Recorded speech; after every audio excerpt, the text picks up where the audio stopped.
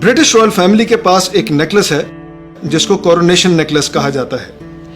This necklace consistently ranks as one of the most expensive and one of the most beautiful necklaces in the world.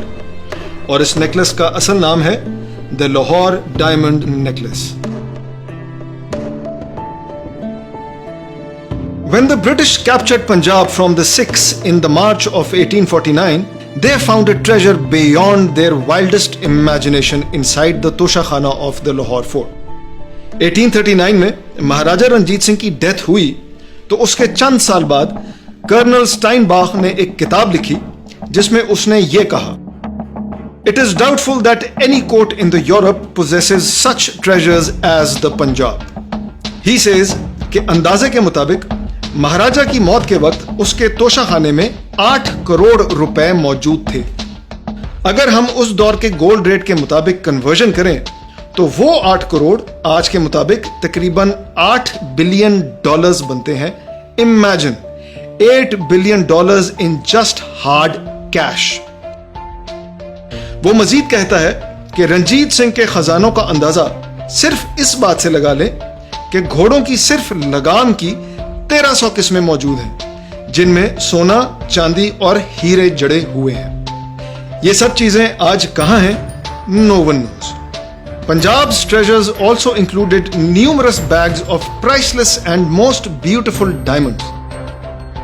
वही diamonds जब अंग्रेजों के हाथ लगे तो 1858 में क्वीन विक्टोरिया ने एक नेकलेस बनवाया जिसको कोरोनेशन नेकलेस का नाम दिया गया क्योंकि इसको सिर्फ ताजपोशी की तकरीबात या अहम सरकारी फंक्शंस पे ही पहना जाता है. इस नेकलेस को 28 खूबसूरत तरीन हीरे इकट्ठे जोड़कर बनवाया गया. उन 28 हीरों में से कुछ हीरे तो इंग्लैंड से ही हासिल किए गए, while the rest were taken from the treasures of Lahore. इस नेकलेस का टोटल वेट 161 कैरेट्स था, making it the most expensive necklace in the world at that time. लेकिन इस नेकलेस की खासियत इसका पेंडेंट स्टोन है जो इस नेकलेस का सबसे बड़ा और खूबसूरत हीरा है. That pendant stone is known as the Lahore Diamond, जो महाराजा रंजीत सिंह के डायमंड कलेक्शन का हिस्सा था और पंजाब के तोशाखाने पे कब्जे के बाद विक्टोरिया को 1851 में प्रेजेंट किया गया. इस डायमंड का असल वेट 103 कैरेट्स था. That was cut down by the British and now it weighs only 22.48 carats. इसी डायमंड की वजह से इस नेकलेस को लाहौर डायमंड नेकलेस कहा जाता है. इस नेकलेस के साथ साथ विक्टोरिया के लिए 2 पेयर शेप्ड डायमंड इयररिंग्स भी बनवाई गई और वो हीरे भी पंजाब के तोशाखाना ही की प्रॉपर्टी थे.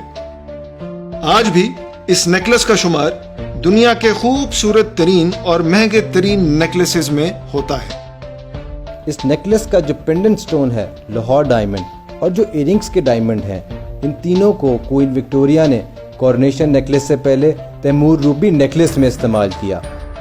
पंजाब पे कब्जे के बाद डायमंड्स के साथ साथ अंग्रेज पंजाब के प्रेशियस स्टोन्स की कलेक्शन भी उठा ले गए थे. इन्हीं में से एक कीमती पत्थर वो तारीखी और मशहूर तैमूर रूबी था जो मुगलों की मलकियत था और उनसे होते हुए पंजाब के तोशाखाना की जीनत बना. इसी तैमूर रूबी से अंग्रेज़ों ने पहले 1853 में एक निहायत खूबसूरत नेकलेस बनवाया, तैमूर रूबी नेकलेस, और ये तीनों डायमंड्स पहले इसी नेकलेस का हिस्सा थे. बाद में 1858 में इन तीनों डायमंड्स को तैमूर रूबी नेकलेस से अलहदा करके कोरोनेशन नेकलेस और इयररिंग्स बनवाए गए. And by the way, Timur ruby necklace में जड़े हुए बाकी रूबीज और डायमंड्स भी लाहौर तोशाखाना का ही हिस्सा थे. तो डॉक्टर साहिबा, इट सीम्स के अंग्रेज़ों की जो भी शान शौकत है ये तो सारी हमारी ही दी हुई है.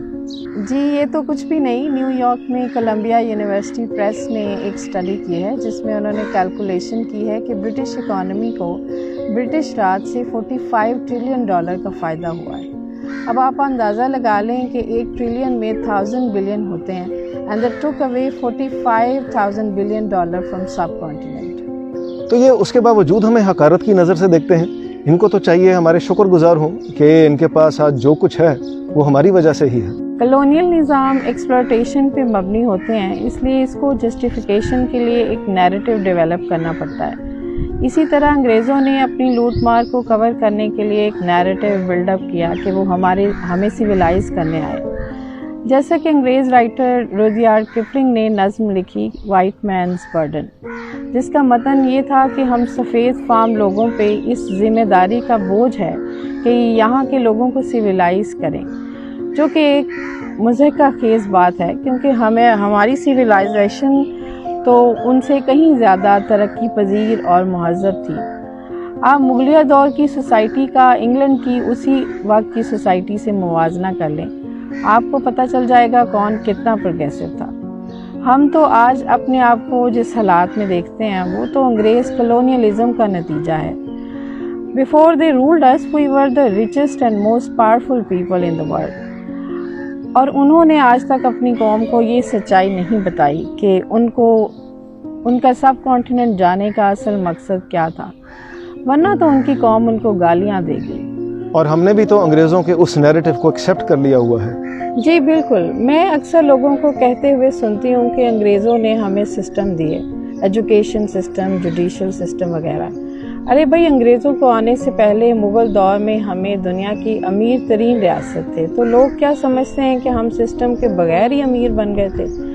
अगर रंजीत सिंह के तोशाखाना में 8 करोड़ रुपए नकद मौजूद थे तो क्या आसमान से गिर गए थे? अगर आपका गवर्नेंस स्ट्रक्चर और सिस्टम इफ़ेक्टिव ना हो तो आपकी इकोनॉमी तो डिलीवर ही नहीं कर सकती। हमारे अपने सिस्टम थे और बहुत इफ़ेक्टिव सिस्टम थे that were systematically dismantled and replaced by the British. We just don't know about them क्योंकि अंग्रेज़ों ने हमारी सिविलाइजेशनल सुपीरियरिटी की हकीकत हमारी कलेक्टिव मेमोरी से completely erase कर दिया, और unfortunately we have never tried to challenge this narrative. तो डॉक्टर साहिबा, एक आखिरी सवाल ये है कि हम अंग्रेज़ों से चोरी और लूट मार के अल्फाज मंसूब करते हैं। कहा जाता है अंग्रेज़ यहाँ के हुक्मरान थे तो ये सब ख़जाने उनकी मलकियत हैं, और उनसे पहले भी तो हुक्मरानों ने ये ख़जाने ज़बरदस्ती ही हासिल किए, तो हम उन्हें चोर क्यों कहते हैं? अंग्रेज़ से पहले हुक्मरान इस ज़मीन को अपना के इसको प्रॉस्परस बनाते थे। यहाँ के रिसोर्सेज लूट के अपनी होम कंट्री को अमीर नहीं बनाते थे। अंग्रेज़ ने तो हमारी प्रॉस्परस सिविलाइजेशन को लूट के अपने आप को 46 ट्रिलियन का फ़ायदा पहुँचाया, और जब हमें पूरी तरह निचोड़ के तबाह कर दिया तो आराम से हाथ झाड़ के यहाँ से निकल गए, और इसके बावजूद हमें हकारत की नज़र से देखते हैं, हालांकि ये आज जो कुछ भी हैं हमारी वजह से हैं। सो हम चोरी और लूट मार के अल्फाज अंग्रेज़ों से मंसूब उनके कलोनियल एम्बिशंस की वजह से करते हैं।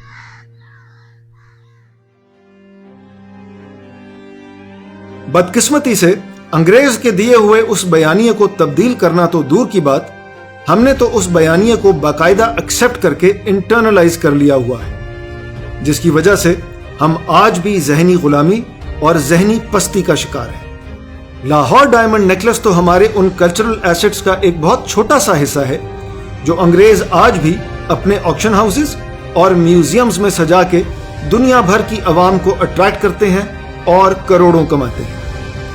जिस तहजीब को ये बुरा भला कहते हैं, उन्हीं की तहजीब को ये लोग अपने सर पे और गर्दन में लटका के अपनी शानो शौकत का इजहार करते हैं। Perhaps that's what Rudyard Kipling meant when he wrote The White Man's Burden. He was perhaps talking about the white man's burden of carrying heavy jewels on their heads and necks that they took away from here.